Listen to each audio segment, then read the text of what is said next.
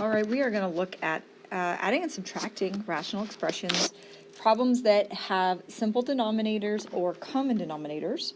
And then next,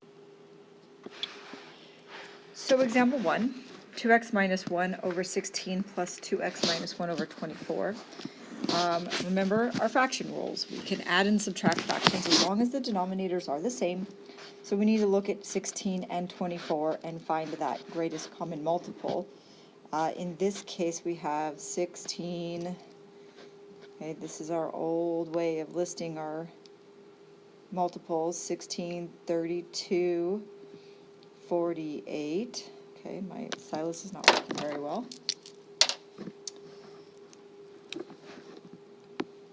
48.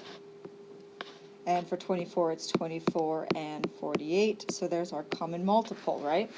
So we're going to multiply the first fraction by 3 over 3. So we're multiplying by 1. We're keeping it the same. And then the second one, 2 over 2. We're again multiplying by 1. So we're just changing the way it's expressed, not the value of the fraction. So I distribute. That's a big thing you have to remember. 6x minus 3 over 48 plus distribute 4x minus 2 over 48.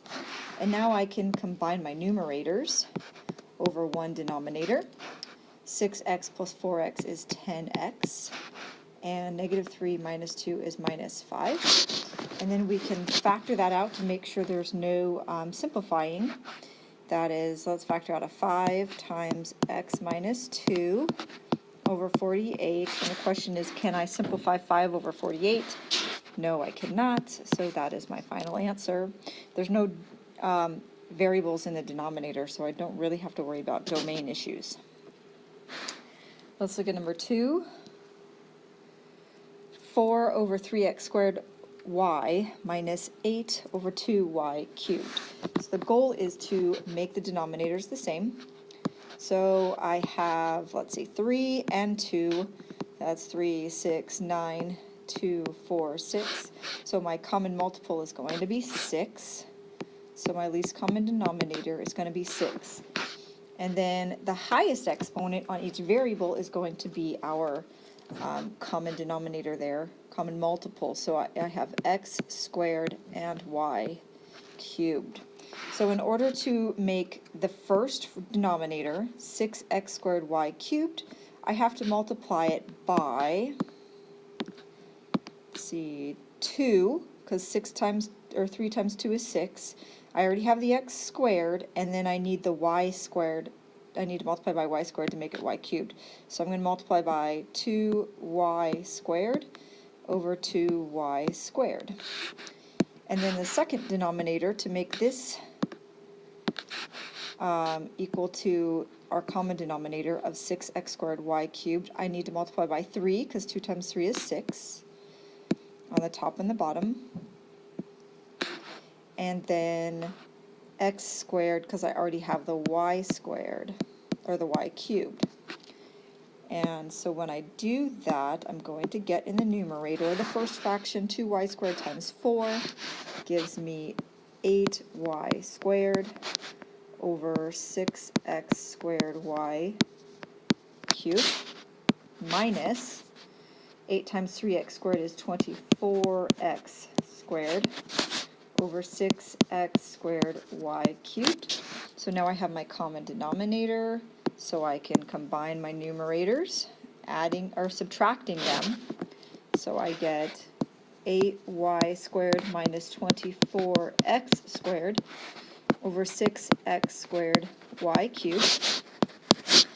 And the only thing I can factor out is an 8, because 8 and 24, 24 is a multiple of 8, so I can take out 8, and I get y squared minus 3x squared in the numerator over 6x squared y cubed. And I can reduce the fraction 8 over 6. They can both be divided by 2, so 8 divided by 2 is 4, and 6 divided by 2 is 3. So then my final answer is 4y squared minus 3x squared over 3x squared y cubed. And that's my final answer. I don't need to multiply it back out. I can leave it in factored form. Now here you would have some domain restrictions, and that would be that x and y cannot equal 0 because x and y are in the denominator. And one last problem. Our denominators are the same here, so we can just combine our numerators. The big issue on this one is we're subtracting the whole fraction, so I need to distribute that negative. It's going to be negative 4x minus 28. And then I can add that. So negative x plus 3 minus 4x minus 28. So that's going to give me negative 5x minus 25 over x squared minus 25. And now I have to try to simplify it. I can factor a negative 5 out.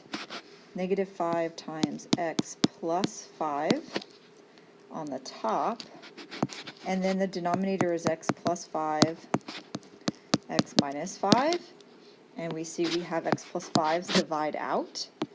And our final answer is negative 5 over x minus 5. And our domain restrictions would be that x cannot equal 5 and negative 5.